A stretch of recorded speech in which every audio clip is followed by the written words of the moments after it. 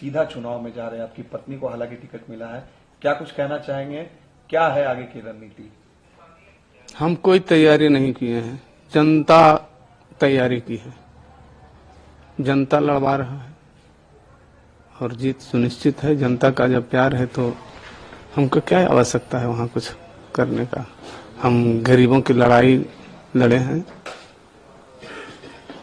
अशोक महतो एक नाम ऐसा था जिसको लोग बाहुबली से जोड़ के देखते थे। अब आप लोग राजनीति में आए हैं, किस तरीके से देख रहे हैं? क्योंकि आपकी पत्नी चुनाव लड़ने जा रही है लोकसभा का, इसको लेकर क्या कुछ कहेंगे? हम कहाँ बाहुबल का काम किए हैं? बाहुबली कैसे कहा जा रहा है? ये तो जो लोग कहते हैं वो लोग जाने। हमने तो वैसा कोई काम नहीं किया कि जो किसी का अन्याय वैसा नहीं कर पाए हैं, जो कि किसी को हत्या कर दी, जबरदस्ती किसी का माँ बहन का इज्जत लूटे हैं। लेकिन जब कह दिया जाता है तो क्या? लालू जी से क्या आशीर्वाद मिला है कल जिस तरीके से जीत कर आने का आशीर्वाद मिला है। आपने शादी की जेल से आने के बाद, आपकी शादी को लेकर भी मीडिया में, सोशल मीडिया में काफी ज्यादा चर्चा हुई। किस तरीके से आपने ये मन बनाया कि आपको शादी करना है, उसके बाद चुनाव में जाना है? आखिर दिमाग में क्या चल रहा था आपके? सामाजिक लड़ाई जो लड़े, इसके चलते समाज में, जनता में का आवाज था कि शादी करके हम तो प्रतिबंधित हैं अभी कोर्ट से, कानून से, तो हम नहीं लड़ पा रहे थे। तो जनता का पुकार हुआ कि नहीं, शादी करके लड़वाया जाए, तो हम शादी कर लिए। पर्सनल लाइफ के बारे में, आप जो व्यक्तिगत आपका जीवन है उसके बारे में कुछ बताना चाहेंगे? क्योंकि लोग काफी समय से आपके बारे में जानते हैं नहीं है। आपकी धर्मपत्नी जिनसे आपने शादी की, उनके बारे में भी पब्लिक डोमेन में काफी ज्यादा चर्चा नहीं हुई है। तो क्या कुछ है, कैसा व्यक्तित्व है? क्योंकि अगर जीतेंगी तो लोकसभा की एमपी बनेंगी, उनके बारे में क्या कुछ कहना चाहेंगे? हम अभी तक तो ब्रह्मचारी थे और अब आगे क्या होगा ये तो नहीं कहा जा सकता। और इसी तरह से शायद वो भी साध्वी सीता ही है, अभी है। कैसे बातचीत हुई, कैसे स्टार्ट हुआ आप लोगों का मुलाकात? कहीं कोई अति स्टार्ट कहाँ हुआ। समाज का सामाजिक जो रीति रिवाज है उसी के अनुसार तो शादी हुआ है। मुंगेर की सीट से चुनाव लड़ रही हैं वो। मुंगेर काफी नामी सीट है बिहार में, लोकसभा की बात करें तो सामने ललन सिंह होंगे। तो कैसे देख रहे हैं इस सीट पर अपनी वाइफ कंटेस्ट करेगी ललन सिंह से, कैसे मुकाबला रहेगा? कुछ नहीं, कोई मुकाबला नहीं रहेगा। ललन सिंह बहुत पीछे रह जाएंगे, कोई ही आता पता नहीं रहेगा।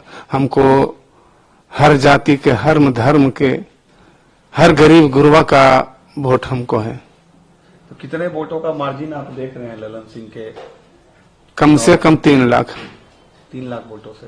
जी, क्योंकि ललन सिंह भी पूरी तैयारी कर रहे हैं मुंगेर। वो तो खरीद रहे हैं वोट को, इधर उधर बहुत पैसा बांट रहे हैं। लेकिन हमारे यहाँ हमारे साथ जनता है तो हम तो 1 रुपया कहीं खर्च नहीं कर रहे हैं। सब चंदा आ रहा है, चंदा करके सब अपना लड़ रहे हैं सब लोग। एक आरोप ये भी लगता है या फिर कई सवाल खड़े होते हैं कि आरजेडी टिकट बेच रही है, क्या आपके साथ भी? तो किसी के ऊपर जब भय, यही तो है सबको, जिनको भय है वो ये बात बोल रहे हैं कि अगर मजबूत प्रत्याशी आया तो खरीद लिया, टिकटें खरीद लिया।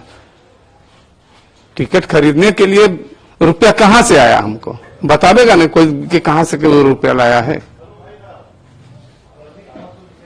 तो बदनाम कर रहे हैं। हमारे नेता को बदनाम किया जा रहा है, सिर्फ धूमिल किया जाता है उनका छवि को। वोट बैंक है आपके पास मुंगेर में, सभी धर्मों का, सभी जातियों का वोट बैंक? सबका हमारे साथ है। गरीब गुरबों का सब वोट हमारे साथ है।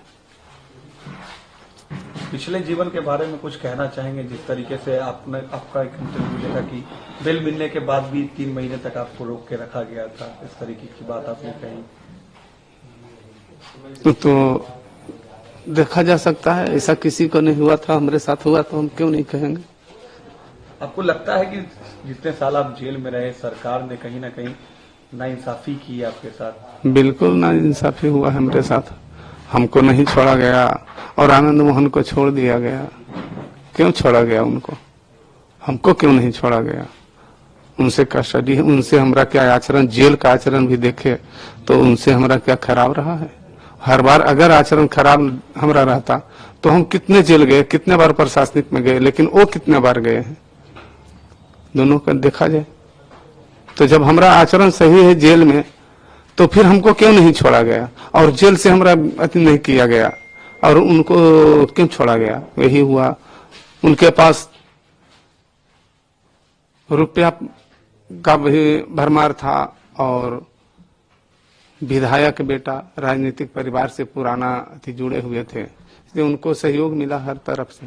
उनकी पत्नी भी चुनाव लड़ रही है, इस तरह की बातें सामने आ रही, जेडीयू में शामिल हो गई है, आपके विरोध में रहेंगी तो क्या होगा?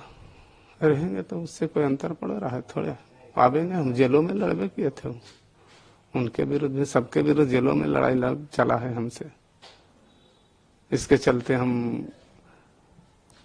बहुत जेल में कष्ट भी उठाए लेकिन घबराए नहीं। लगता है कि अब बुरा वक्त खत्म हो गया। सौभाग्य न सब दिन सोता है, देखें आगे क्या होता है।